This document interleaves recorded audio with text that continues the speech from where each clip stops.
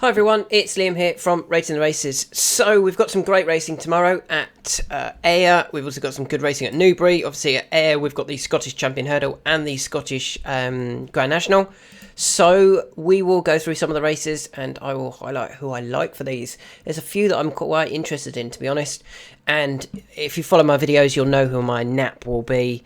That will be in the Scottish Champion Hurdle, but we will come to that. So we'll start off looking at the 115 at Ayr, the 2 mile Scotty brand handicap chase. 28 grand for the winner. And really interesting to see 6 runners, 1 for Paul Nicholls, 1 for Willie Mullins, 1 for Dan Skelton. And I do think it's between those 3, to be honest. And I think the market will agree. Let's actually have a look at the market quickly. They do. They have the front 3 in the market as the Paul Nicholls, the Willie Mullins, and the Dan Skelton. Now, the Paul Nicholls horse is Sons Brewer, who was a very good winner at Aintree, when beating Saint Ouen by 4 lengths, when a complete change in tactics. They went forward, and that allowed him to make all the running, and he was a very good winner. Beating Willie Mullins' horse in Saint Ouen, in a race that I think the right horses came to the fore. Path de Rue was 3rd for Gavin Cromwell. Now, I think the £10 hike is quite a bit, to be honest.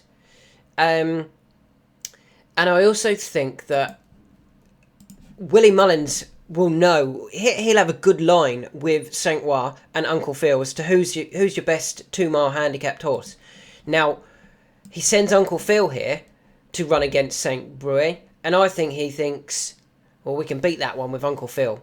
The unexposed improver Uncle Phil, who did actually beat Lucid Dreams, let's be clear about it, and St. Ouen earlier this season at Fairyhouse. Hasn't been seen since, hasn't run since January, probably was going to be aimed at the Punchestown Festival, and he was probably thinking there's a 2 mile handicap that we could potentially win Punchestown. However, obviously being involved in the trainer's title now in the UK, he's going to send horses that he thinks have a good chance of winning races in England. And he sends Uncle Phil here, and I really like this one. I thought, obviously we were on him back in January at Fairyhouse. He did win. I thought he won really comfortably. Yes, he's rated £11 higher in the UK, but we could say that, you know, he'd have probably been given a rating of about 145 in the UK or going into the Fairyhouse race, because they always give them a higher rating in the UK when they come over from Ireland. And if we took that and literally, and we said he was 145, he's only been given a £5 rise for that win against Lucid Dreams, let's be clear about it, in Saint Ouen. And I don't think that's enough. I think the £10 for Sons Brewitt is quite a lot, and Paul Townend is going to know that Bryony might go forward on Sons Brewer and try and make all the running, whereas Uncle Phil might get a nice lead off Sons Brewer, track him through and be able to pick him off late on. Pembroke, I do like Pembroke. I don't like Pembroke over 2 mile. I don't think he's quick enough for 2 mile. Now, I know he's had wind surgery, and that could certainly help him bounce back towards his best, but I really believe that he's a 2.5 mile horse.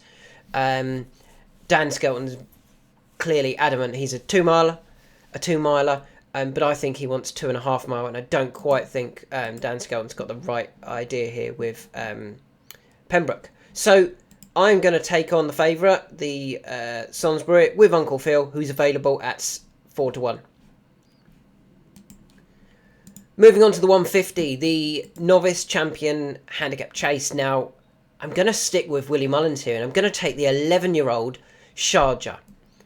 Now, there's a few reasons. So, once again, Willie Mullins is running 1 in this race. He probably had a few that he could have entered here, but he's gone with Sharjah, stepping up in trip to 3 mile. Maybe he's just not quite finding as much as they hope over those shorter trips, the 2 mile and the 2.5 mile. But beginning of the season, he won a 2.5 mile grade 3 very comfortably, winning by 12 lengths.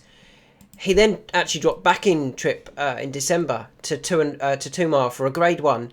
Wasn't beaten far by Founder 50 and My Mate Mozzie. Now, Founder 50's come out and finished second in an Arkle and then won at Aintree. They beat Facile Vega that day, so that's not bad form. And even last time, 2 runs ago, sorry, at Leopardstown, when he was 4th, he was beaten by Il Était Tom, winner at Aintree, Founder 50, winner at Aintree, Facile Vega, yeah, things haven't quite gone to plan with him, but he's still better than that. And they actually beat Marine Nationale. I mean, that's proper good form, finishing 4th in a Arkle at Leopardstown, the Irish Arkle at Leopardstown at the Dublin Racing Festival. Okay, things didn't go to plan at Cheltenham in the Turner's Novices Chase. Yeah, he didn't run great, but to be honest, none of the Irish ran great that day. Let's be clear about it. Facile Vega, Zanahir finished the closest in 4th. That was a really disappointing effort from the Irish horses that day.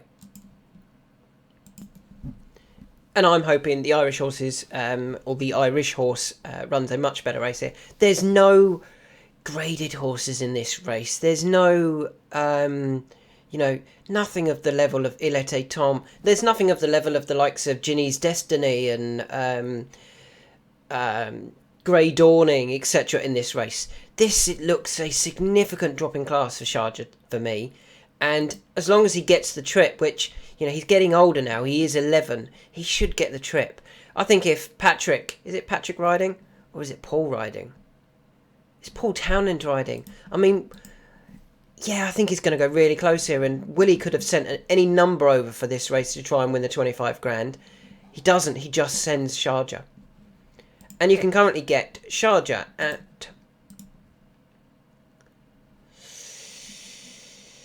7-1. Outlier, only one available. 7-1 about Sharjah. I think Sharjah's going to go really close here. It'll be a quiet ride from Paul Townend to make sure he gets the trip. But I think he's better than the rest of these. I don't think these are going to be running in graded races next season, whereas Sharjah certainly could do. He's not going to win those, but he would certainly run round and finish 4th or 5th. Could any of these finish 4th or 5th in a graded race? Not for me. Moving on to the 225 at Ayr. Now, this is going to be my nap. I've been a big fan of this horse all season. We've backed him the last 3 times this season. He's not won yet, but he's gone close the last twice, and that's Loda Sood. So pulled up in the Betfair Hurdle, went off 11-1 that day, then dropped a pound, finished 2nd in a very good Betfair Hurdle behind Iberico Lord, and then finished 2nd again in the County Hurdle when I think Harry Skelton, if he could get the ride back, he would go earlier. He was well clear of 3rd in Pied Piper, just got beat by a horse who had a bit of a turn of foot in Absurd. They went too slow, and I think Harry would like to ride that again, and he would win it next time. For finishing 2nd in a County Hurdle, he only went up £3. That's not enough to stop him. I think this horse is a near 150 horse. I think he's a very, very good horse. And I think he'll be running in graded races next season, hopefully after winning the Scottish Champion Hurdle. The biggest danger for me, I hope it comes too soon, Affadil. I thought he ended up on the wrong side of the track at Aintree. Obviously, Paul's going to send a few here. He's got Rabaul, probably too high in the handicap this year. He runs Affadil. He'll run well. But is he a future graded horse? No, not for me. Whereas I do think Loda Sood is. And there's not that much really in the weights between them. There's only £8. I think Loda Sood is the 150 horse. I think Affadil is a 135 sort of horse. So Loda Sood is my nap of the day in the Scottish Champion Hurdle. And he is currently available at... You can get 7-2 about Loda Sood. We move on to the 3 o'clock at Ayr. And I'm going to stick with the... I want Paul Nicholls, Dan Skelton, or Willie Mullins in most of these races, to be honest. They're going to be sending their best horses to this race, or to these races, to try and win. Now, Paul actually sends one in Larchmont Lass. I don't like Larchmont Lass. I don't think there's a lot in the handicap mark for Larchmont Lass. Willie sends 3. Now, coming over from Ireland, I think Willie Mullins would have an idea as to what he could come over with to win this race. But he's gone, well, I've got to run 3 here because I don't know. I don't know whether I can win the race, basically. That's my understanding of what's happening here. I think he's going, I don't know which is whether I've got a really well handicapped mare, so I'm going to run a few of them and try and pick up maybe a bit of prize money in behind, second or third. If Dan Skelton wins the race and you get second and third, you've probably got close to matching what the winner's going to get anyway. So I think that's why Willie's running a few here. So the one I actually like is Coco Mademoiselle for Dan and Harry Skelton. Now, I'm going back 3 runs when she finished second to Springtime Promise, and she went off the 1-3 favourite that day, giving away £7, and she got beat. She only got beat late on, and at the time, you would have looked at that and gone, well, that was a very disappointing run from Coco Mademoiselle. Was it? Springtime Promise then went to Sedgefield and won a Mare's Novice Hurdle, then went to Sandown and won a Grade 2, beating Sherry Dom. Cherry Dam for the Skeltons have come out and finished third recently in a Grade 1 at Aintree. And Springtime Promise then ended up going off 16-1 for a Grade 1 at Aintree, the Mare's Novice, at Cheltenham, at Fairyhouse, sorry. The Mare's Grade 1 Novice Hurdle, beaten by Jade de Grugy. Jatara was in there. Granted, a penny 100 was in there, but that one went off 66-1, and I think just ran into places. Similarly, Pinkerton Park just ran into places where Springtime Promise was in that to try and win the race. If you look at the performances, Springtime Promise went forward, weakened quickly after 3 out, wasn't good enough, but had at least gone there to try and win, whereas the other two were ridden to run places. I feel if Springtime Promise had been ridden to try and just run a place, or to try and finish as high up the field as they could, I think Springtime Promise could have run a much better race. So that form line for Coco Mademoiselle is actually probably quite good. Now, Coco Mademoiselle did then step up to 3 Mile for a handicap hurdle where she disappointed. She stopped very quickly, was the reasoning. She only went off 9-2 that day, off a mark of 1-2-1.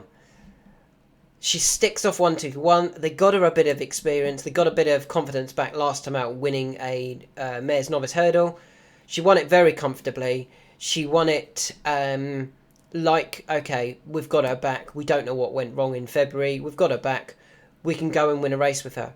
Considering she only went off 9-2, off 1-2-1, she's got more experience now. She's still off 1-2-1. It's still not the greatest of races.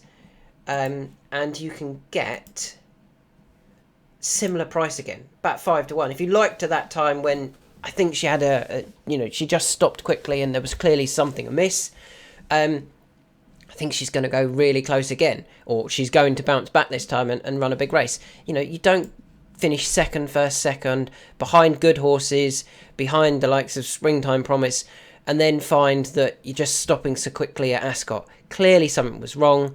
The ground won't be an issue, having won last time out on heavy going at Chepstow. I think Coco Mademoiselle off 1-2-1 is the right one for Dan and Harry Skelton. Obviously they could. I don't know where she is, whether she's got an injury. But obviously Nurse Susan could have been running here, and they could have picked up some good prize money with Nurse Susan. Nurse Susan would have won this race. But they're not. They clearly feel that they've got enough with Coco Mademoiselle, and they're holding Nurse Susan back, hopefully. So yeah, Coco Mademoiselle is my selection in the 3 o'clock. Moving on to the National, the 3:35, it's over 4 miles, and there are 2 in this race, and I'm going to take a bit of a chance here. I'm going to take a chance on one bit of form, and that form is the Midlands National form. I really like the Midlands National form. I think Beauport was a good winner. I think Mr. Incredible was a very good second. And it's those 2 that I'm taking to run big races again. I felt Beauport won it with a bit in hand, to be honest. Now, I know the handicapper has raised Beauport, but he's only raised him £5, which I thought was very lenient at the time. I still think it's lenient. I think Beauport can run a really big race here, and I was surprised to see Beauport at 20s. I thought Beauport would be right down here. At 7s, 8-1 sort of price. Stepped up in trip, has clearly stayed fine. He's always suggested that he's been well handicapped around this sort of mark. I liked him a couple of years ago when he ran off 142 in the handicap chase at Aintree over 3 mile 1. I think he was going to win that day. And if I think he was going to win off 142, I would have probably made him, 150 or off 145. He's only 8. I think he's going to go really close again. So Beauport is definitely one of my selections in the National. And the other one is the horse that finished second, Mr. Incredible. So went to Aintree. I thought he had a great chance at Aintree. I was worried about him. He was one of those that I was worried about. Obviously, we didn't actually have the winner. We had second and fifth as our two that completed of the 4. I think he's a very good horse, Mr. Incredible, and he will love this trip. I think he was ridden at Uttoxeter to just get round. Don't worry about actually winning the race. Our big aim is the Grand National at Aintree. Didn't quite come off, obviously, because he ran into the back of Marla Mission. They come here. I think he'll be absolutely fine. I don't think he really had a race, or he didn't have a race. It's all about if he jumps off. If he jumps off, I think he will go a very short price, in the run. I think he is the... I think he's the best of the Willie Mullins. Now, I know Paul Townend has picked to ride Spanish Harlem. I'm not as big a fan of Spanish Harlem. He's got to prove that he definitely stays this trip. He's never gone anywhere near this sort of trip. So he's like the unknown, whereas we definitely know that Mr. Incredible stays this far, and I think he's going to run a really big race. You can currently get Mr. Incredible at 9s, 10s. You can get 12s at William Hill. It's a bit of an outlier at the moment. You can definitely get 10s.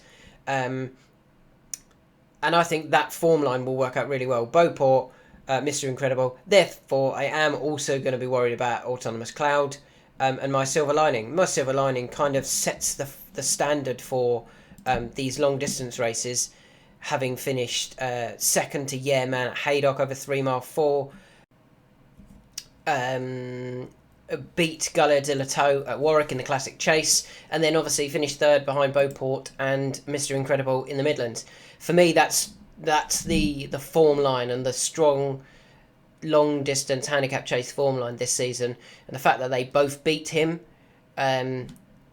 both beat My Silver Lining, both beat her, sorry, I think is the standout bit of form coming into this race. And yeah, I'm really keen on both of those two to demonstrate that was a very good bit of form. With that in mind, obviously Autonomous Cloud and My Silver Lining are definitely two that are of interest as well, but I'm hoping the Midlands National front two haven't been raised enough. Mr. Incredible runs here off 153, ran in the Midlands National off 150, and as I said, Beauport runs off a £5 high mark, but I think they can both go really close again, on the basis that Beauport, that isn't enough. Thought he won that a lot easier, and Mr. Incredible may not have been there to actually try and win the race, was just there to get round, get a fitness run into him, and he's ran an absolute stormer. We move on to the 3:15 at Newbury, the Spring Cup. So we're going to go to Newbury this time, and I'm going to stick to my guns here. It's a very good race, and there's a few here that I'm very interested in. The likes of Latam, Alpha Crucis, Revich, potentially not here. Radobarg, I think that was a good run in Ireland. But I'm going to stick to my guns, and I'm going to stick with Navaggio. Got a better draw this time. I think Mr. Kingscote might do something slightly different. I think he might be a little bit more prominent. Potentially gave the horse too much to do last time when finishing third in the Lincoln behind Mr. Professor and Latam. They beat Alpha Crucis last time. My negative about Alpha Crucis was Anna Gibson. I don't think she was quite strong enough. She keeps the ride, so I couldn't be backing Alpha Crucis. I could certainly be backing Navaggio, who didn't get the clearest of runs. Probably, if he'd been a little bit more prominent, might have gone very close to winning it. So yeah, I'm going to stick to my guns here with Navaggio. There's not a lot else in terms of negatives. Similar-ish ground. Good to soft this time. He's got some form on good, including when second to Blues Emperor back in May 2023. Yeah, I think the form of the Lincoln will work out well here, and I think Navaggio can run a huge race again. Just going to check. He was 96. He's 96 again. Latam was 95. He's 98. So he went up £3. Navaggio went up 0. It's £3 better off for potentially not even getting the best of rides last time out. And yet Latam is... Oops, where is it? Here it is. Latam's favourite, or nearly favourite. Navaggio is slightly bigger. You can get 10 to 1 about Navaggio. I think he's the one that I'm going to side with again in the Spring Cup. We then move on to the... No, we don't move on to the 335 at Ayr. We've done that one. We move on to the 410 at Ayr. And... or back to Ayr. And again, we've got the teams that are fighting for the title all having big chances here. We've got Chosen Witness coming over from Ireland for Willie Mullins and Paul Townend. We've got Major Fortune trying to make it a, sixth-timer for Dan and Harry Skelton. And we've got the Paul Nicholls trained Welcome to Cartrice. Now, this time, I'm going to go for the Paul Nicholls and Harry Cobden horse in Welcome to Cartrice. So Major Fortune has won his last 5 for Dan Skelton. Yes, he keeps winning. This is a significantly harder race. And first of all, I have no idea how the handicapper gave him 79. And he's running here off 112. Handicapper got that way wrong, didn't he? But for me, I just feel that he's been entered here because we've got a very progressive horse. Let's see if we can continue progressing. I think there's some better horses in this race, though, that are just going to be too good. One of those could well be Chosen Witness, who runs for Willie Mullins, has some decent form. You know, had been running in kind of last time out running a listed race, beaten 3.5 lengths by Lucky Zebo. Hasn't really, for me, demonstrated that he's got some really nice form in the book, and he's got a handicap mark of 130. Whereas Welcome to Cartrice, I think, has got some good form. I think the second to beat the bat was a very good effort at Ascot. I think the defeat of Ideal de Board was a good effort in a maiden hurdle. I think that was quite strong form. And then last time out, actually finished second, beaten by Kerry Hill in a Grade 2. Now, again, I think some of the form behind, Destroy the Evidence, the newest one, they would also run big races in this novice handicap hurdle.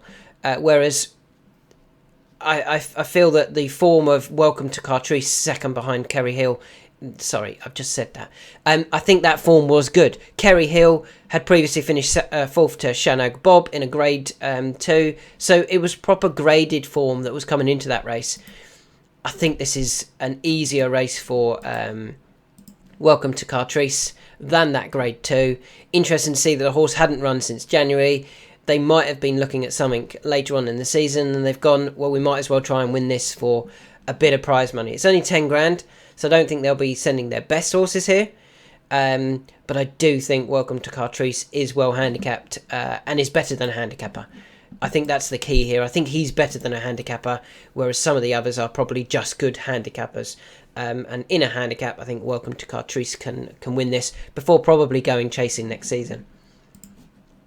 Welcome to Cartrice has been priced up as favourite, 7-2 favourite, but I think that's fair. So my selections tomorrow are Uncle Phil for Willie Mullins in the first, Sharjah for Willie Mullins in the second, L'Eau de Soude for Dan Skelton in the third, Coco Mademoiselle for Dan Skelton in the fourth, Mr. Incredible for Willie Mullins, and Beauport in the National. I don't think any of the trainers could have been targeting a horse at this race, the National. I think Welcome to Cartrice at Ayr for Paul Nicholls. So I'm going 2 for Willie Mullins, potentially 3 if Mr. Incredible wins, 2 for Dan Skelton, and 1 for Paul Nicholls. And then over at Newbury in the Spring Cup, I'm going for Navaggio to possibly get a slightly better ride. It's the same class of race. It's the same type of race. £3 better off with Latam. I think that'll be enough to reverse the form with Latam. And I think Navaggio can win this.